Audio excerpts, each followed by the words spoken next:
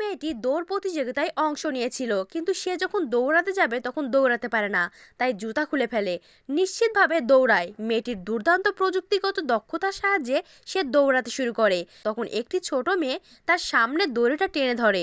তখন মেয়েটি হঠাৎ করেই শ্বাসরোধ করে আর মাটিতে পড়ে যায় এবং অন্যেরা প্রথম হয়, কিন্তু পুরস্কারটি তার দরকার ছিল।